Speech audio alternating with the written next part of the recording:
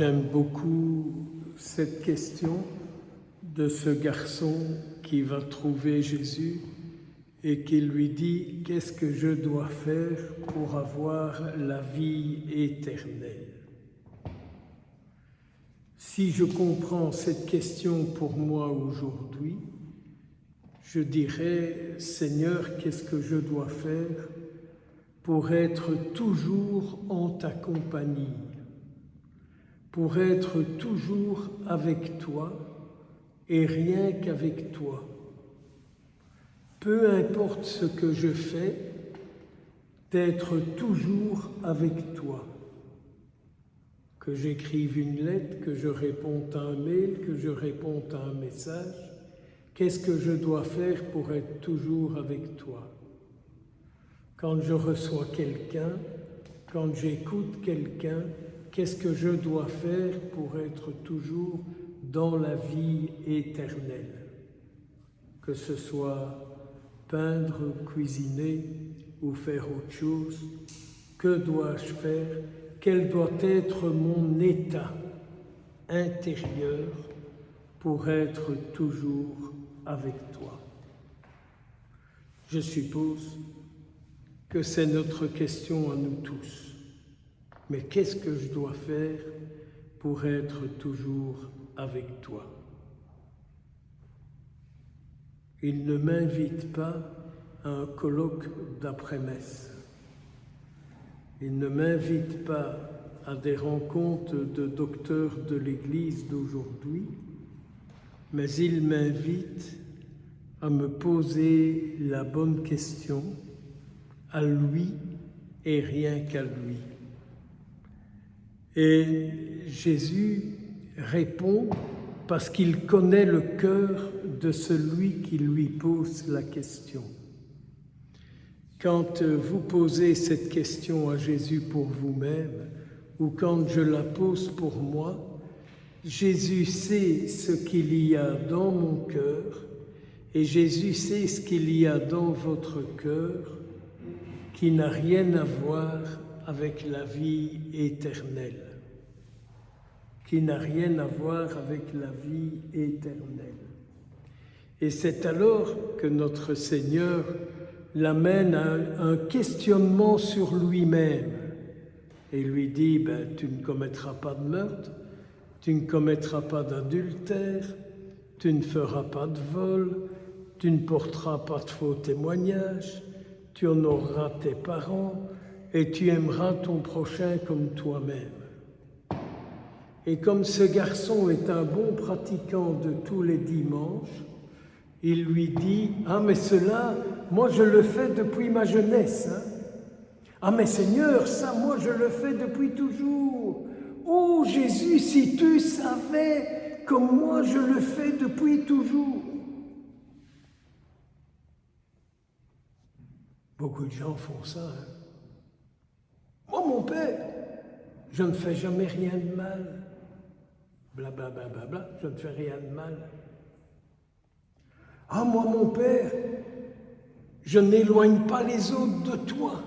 Blablabla, bla, bla, bla, bla. Écoutez, j'ai reçu une personne avec son fils.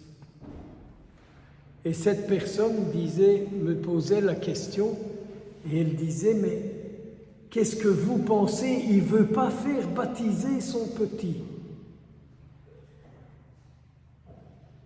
Et comme ce sont des personnes que je connais depuis plus de 20 ans, je me suis permis de lui donner la réponse.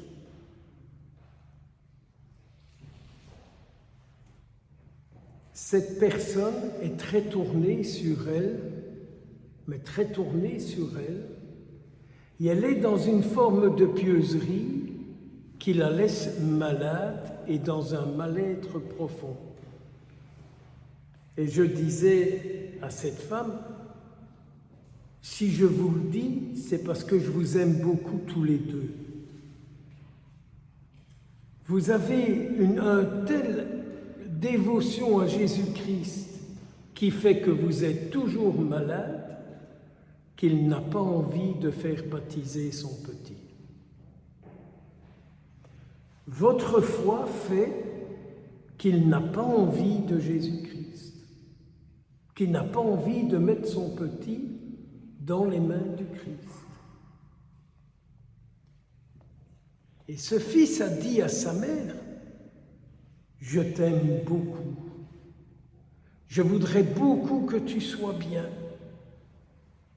mais ça fait 20 ans qu'on est malheureux parce que tu es toujours dans le même état. Et que tous tes chapelets, tous tes signes de croix, toutes tes dévotions n'ont rien changé à ta vie. Alors je ne vais pas mettre mon enfant avec ce Jésus-là que tu nous fais découvrir. » Ça a été un électrochoc. Ça a été un électrochoc, tant pour la mère que pour le fils.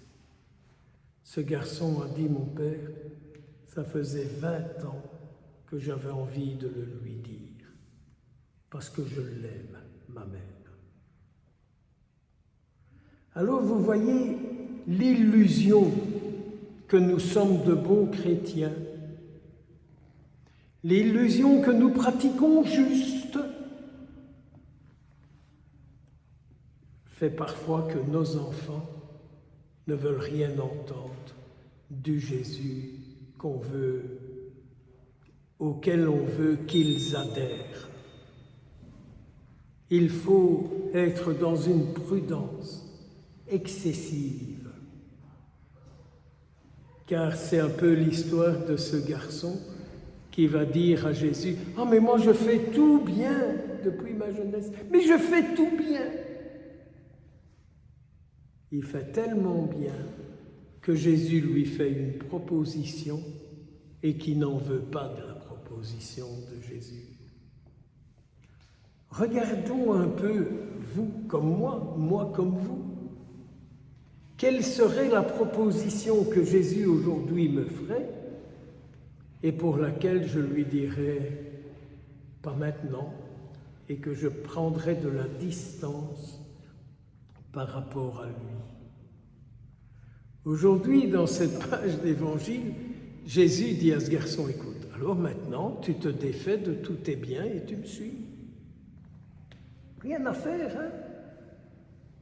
Donc le gars, en refusant la proposition que Jésus lui fait, il augmente la distance, la séparation entre Jésus et lui. Mais peut-être que vous allez me dire, « Oh, mais moi, je ne refuse rien à Jésus. » Tintin, au nom du Père, du Fils et du Saint-Esprit.